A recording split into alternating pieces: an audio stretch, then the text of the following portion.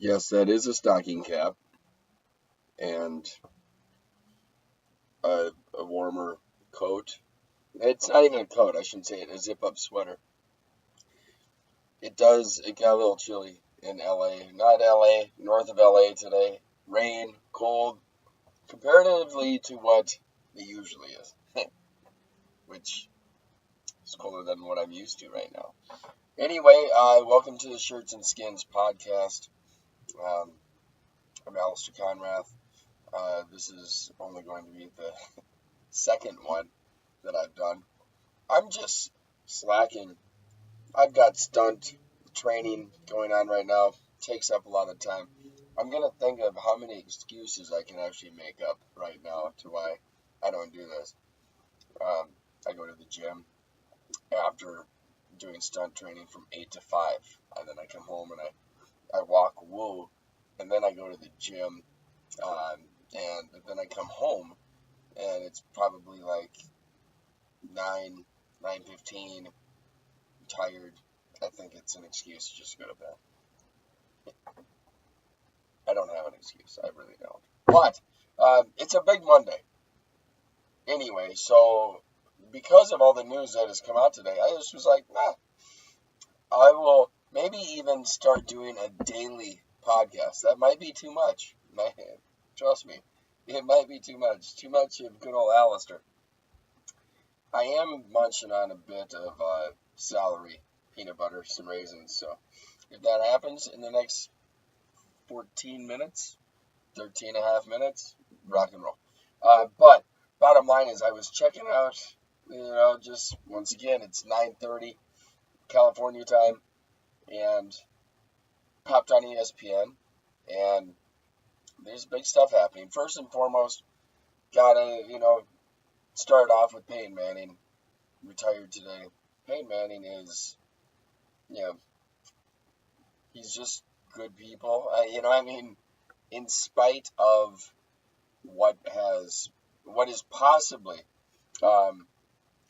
becoming at University of Tennessee, where basically he teabagged a girl. I think it's awesome. I think it's just absolutely hysterical. Who can't take a joke? Just nobody can take a joke anymore. You get teabagged, so what?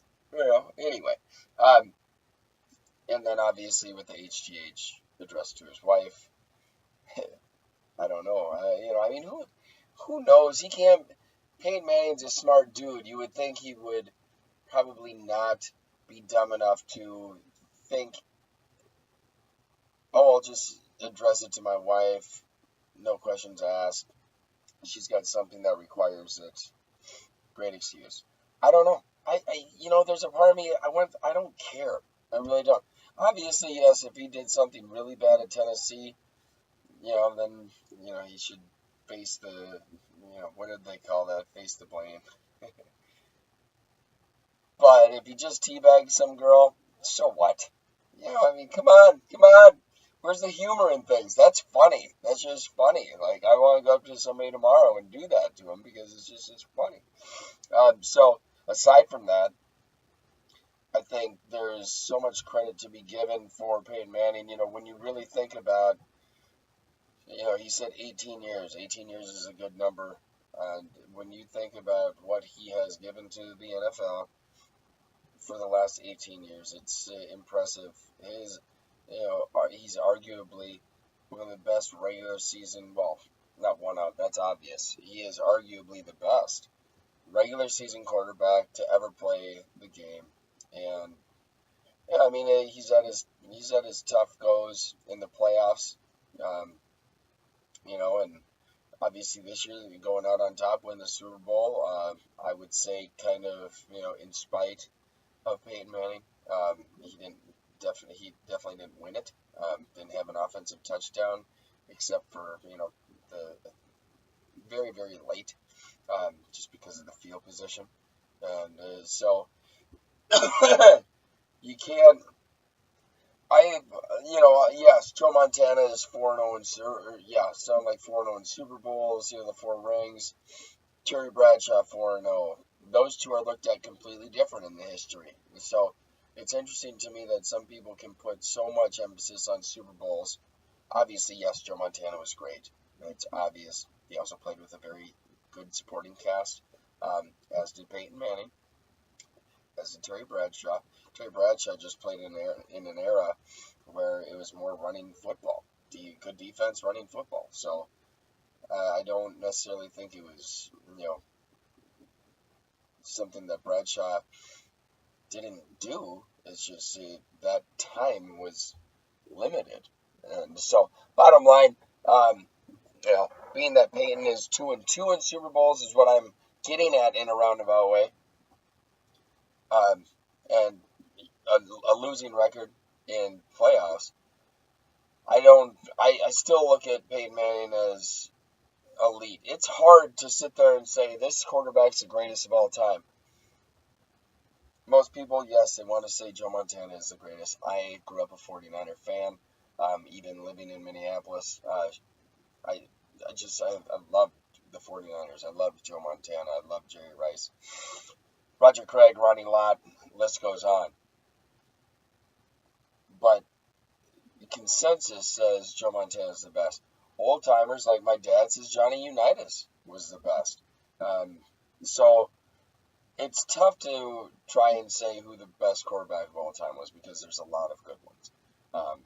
Dan Marino never won a Super Bowl, but definitely, top 5. What about Brett Favre? So in this day, I don't think it's about like saying where does Peyton place amongst all the quarterbacks, in an all-time aspect.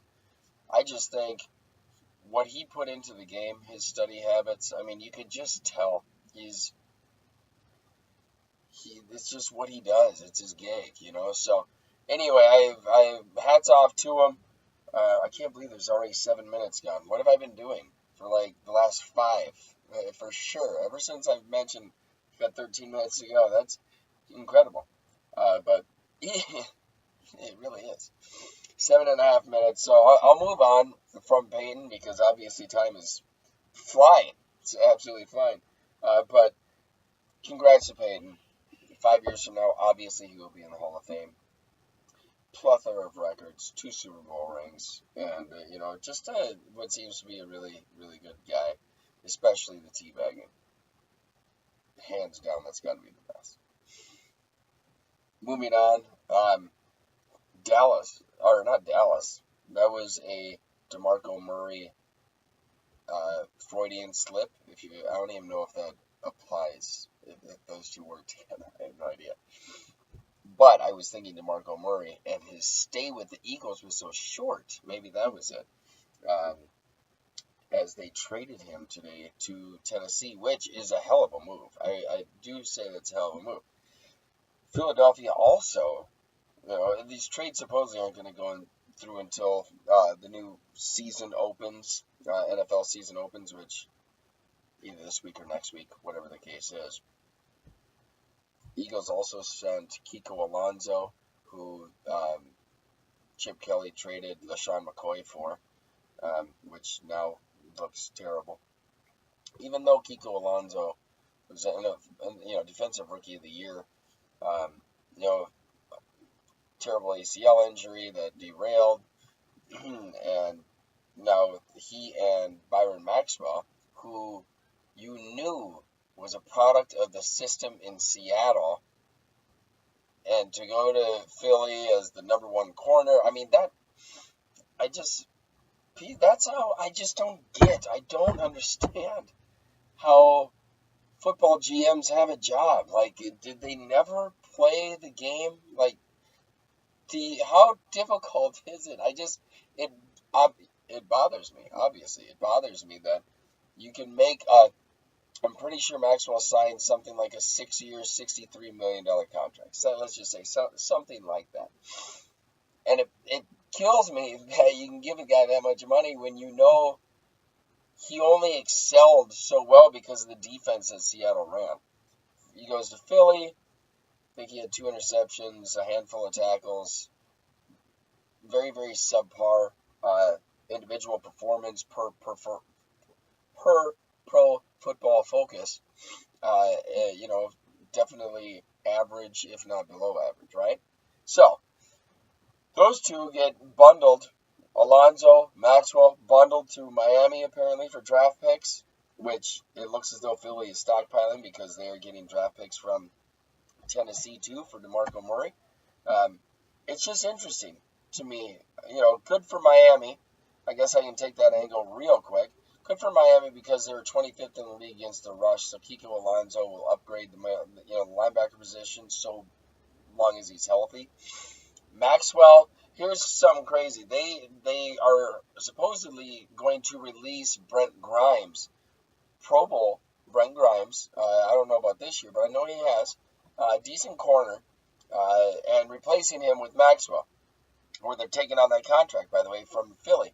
What's funny is about Grimes is I wonder if Miami didn't kick him to the curb because Brent Grimes' wife is a cunt, and she's like, Grimes has zero control over this woman and what she says about the owner, the schemes that Brent plays in, whose teammates of his suck, and it just he isn't the cancer. His wife is the cancer in that locker room. And the guys have got to look at him bad. I would. I'd be like, bud, get a handle on your broad because she is causing waves, and it's duh. Like, what? Makes zero sense. So, bottom line, I have a feeling they're getting rid of him because of his wife, which I would too. I'd be like, bud, you're gone. So they bring in Maxwell. Who knows what it's going to do in Miami. I know what DeMarco Murray, who, got half the touches that he got in Philly comparatively to Dallas 2 years ago. So he's kind of fresh. And he's going to a Tennessee team that I think we got the number one pick in the draft. Mariota did decent last year. I mean, I didn't think he was going to do really anything. He did okay. They're probably going to get a left tackle, which, rookie left tackle, whatever. Otherwise, maybe they can get some through free agency. I like DeMarco Murray on the Titans. I hated him on Eagles. I mean, once again, who are these GMs? Like Chip Kelly. Why would you ever take DeMarco Murray? Excuse me. Really long weekend, really long Saturday night. But why would you take DeMarco Murray on your football team that's a spread, like, he's a downhill running back, and I don't care what anybody says, that's what he is. There's no, so he goes to Tennessee, and it's going to be a good fit. It's going to be a good fit. So that's it, but it's interesting. Like, Philly stockpiling draft picks, fire sailing Chip Kelly's people who, by the way, just goes to show, if you fire the coach because he's not getting stuff done, and then hire a new guy, you still have people on the team who are going to buy in to Doug Peterson, or who are, bad-mouthing stuff, cancers in the locker room. You got to get that stuff out. That's three big-time people. DeMarco Murray, Kiko Alonso, Byron Maxwell. Peace. They're gone. So, Philly is stockpiling. And it'll be interesting, to see what they do, I guess, from free agency draft point, draft perspective. But it's cool. Minute left. I mean, what is going on? Minute left, not even 50 seconds. One last tidbit. Maria Sharapova tested positive for a drug. I don't know exactly what it is. I don't even have that page up. I don't care. Performance enhancer. That was she'd been taking it for 10 years. They'd been on the legal list in tennis for the last 9. All of a sudden, January 1, they put on the banned substance. She gets nipped. If this is, in fact, the story, I don't know. But if she's been taking it for 10 years and now she's got nipped, it's